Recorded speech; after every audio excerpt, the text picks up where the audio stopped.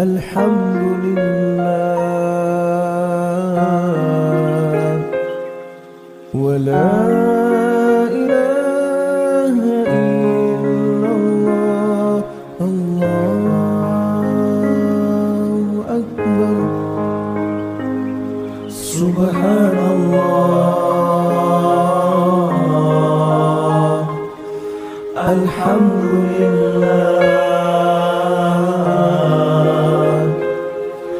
wa la ilaha illallah Allahu Akbar Subhanallah Alhamdulillah wa la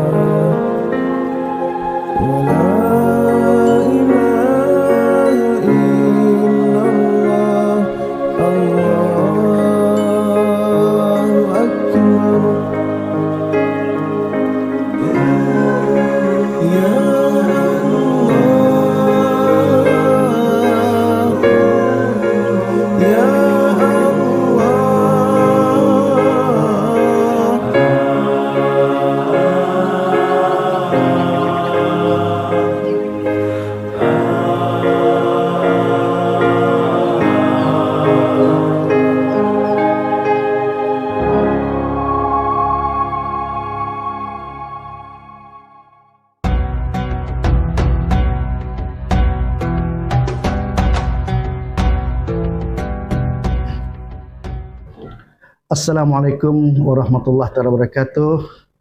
Salam Ahmadani, salam sejahtera, salam ABC, salam anak baik lagi cerdik, salam karamah insaniah.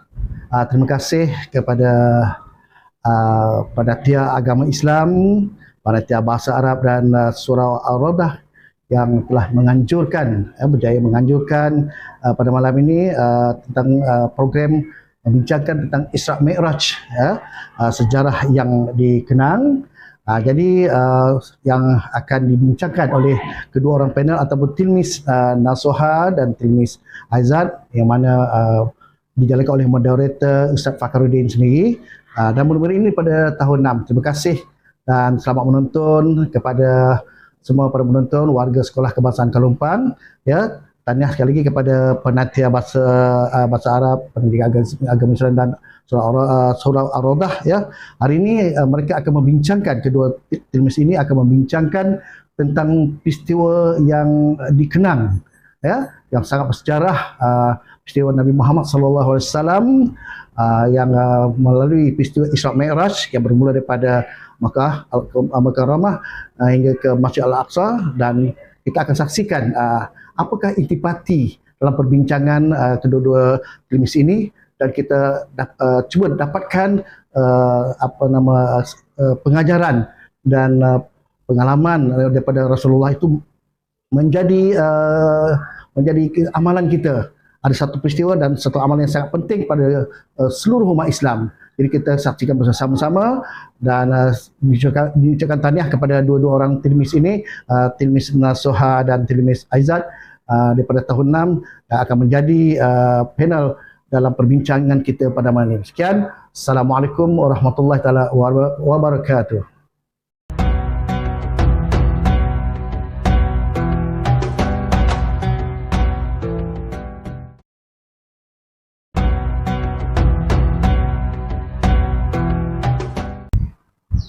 Bismillahirrahmanirrahim. Assalamualaikum warahmatullahi wabarakatuh. Alhamdulillahirabbil alamin wassalatu wassalamu ala sayyidil mursalin wa imamil muttaqin wa ala alihi wa sahbihi ajma'in. Amma ba'du. Alhamdulillah, syukur kehadirat Allah Subhanahu wa taala atas kurniaan serta rahmat dari sisinya dapat kita bersama-sama berada dalam majlis ilmu, majlis iaitu forum tentang Isra wal Mi'raj yang akan kita sambut tidak lama lagi.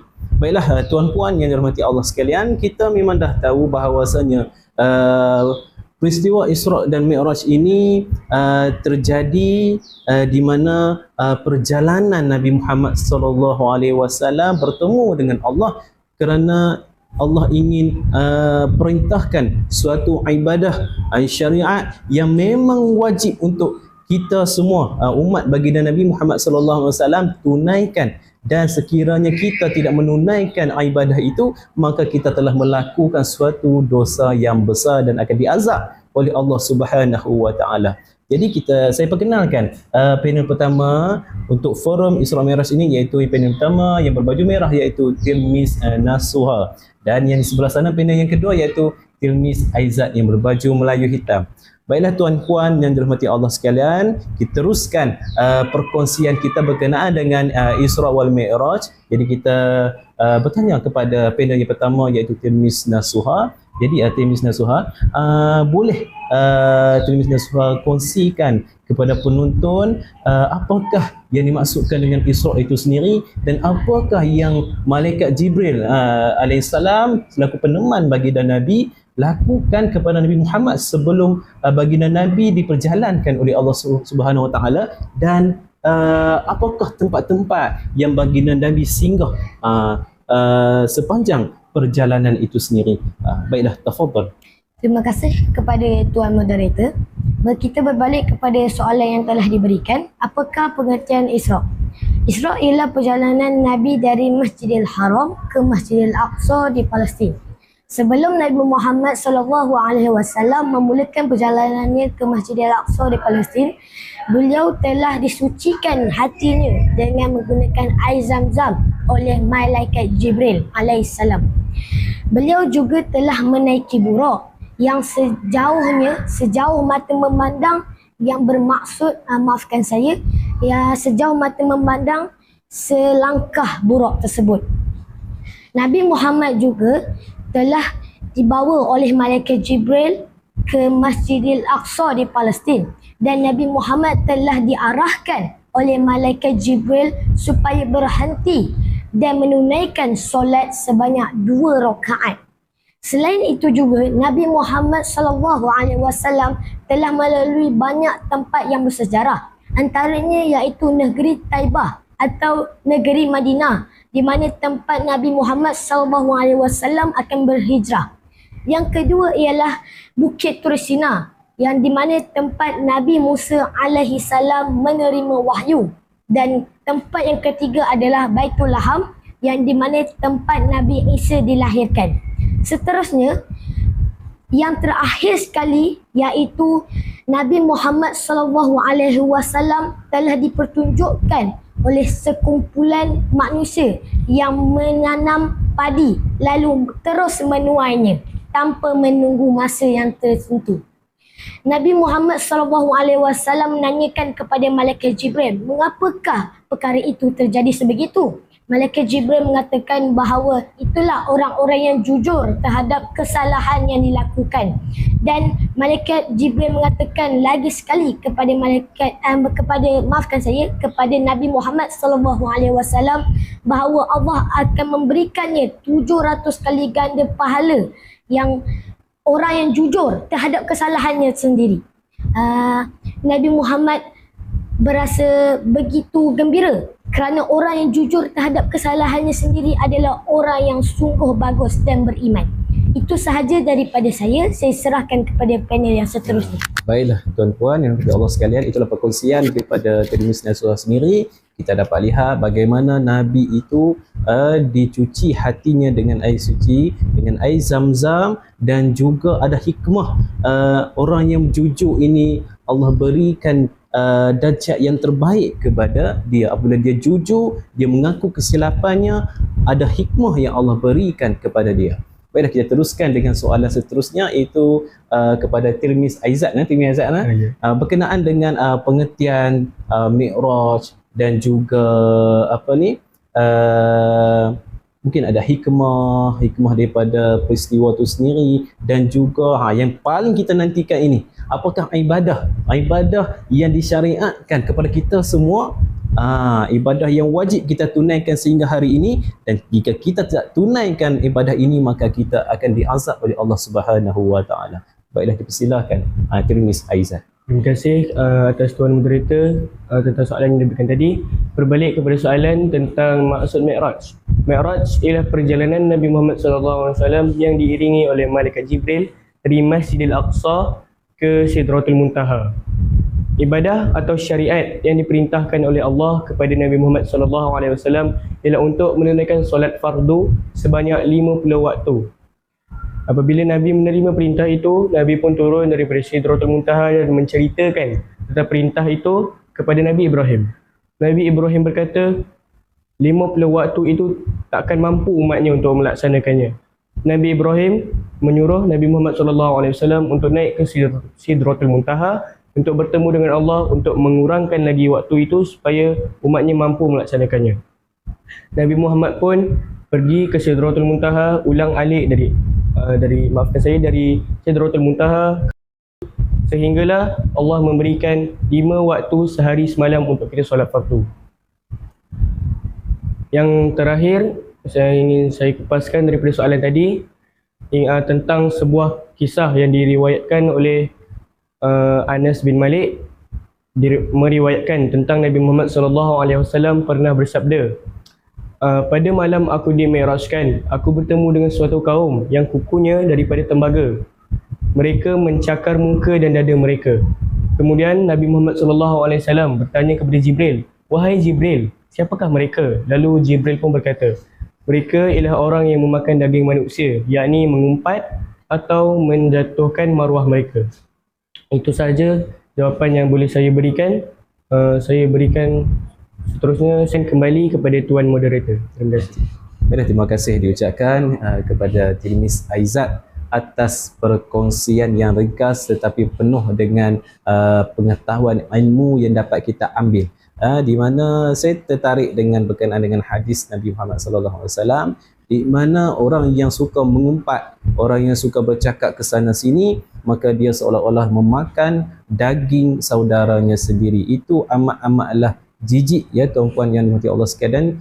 Maka kita perlu muhasabah diri kita supaya kita tidak melakukan perkara-perkara yang dibenci oleh agama kita sendiri, di mana Tirmizi Nasuh sendiri telah nyatakan orang yang jujur itu, orang yang jujur dengan kesilapan yang dia lakukan itu memang akan mendapat kedudukan darjat yang tinggi oleh Allah Subhanahu Wa Taala, dan juga orang yang mengumpat orang lain seperti dia memakan daging saudaranya sendiri.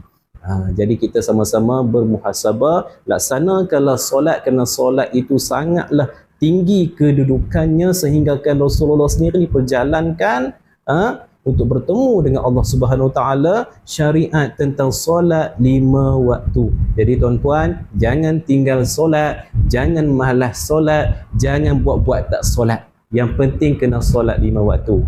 Baiklah tuan-puan yang dirahmati Allah sekalian, begini sahajalah, dan setakat ini sahajalah forum kita pada malam ini. InsyaAllah sama-sama kita mengambil iktibar daripada peristiwa Isra' wal Mi'raj. Baiklah, itu sahaja. Ingat, jangan tak solat, sentiasa ingat mati, dan jangan sesekali bercakap tentang hal orang lain seperti mana yang telah dinyatakan oleh kedua-dua panel tadi. Wallahu alam. Assalamualaikum warahmatullahi wabarakatuh.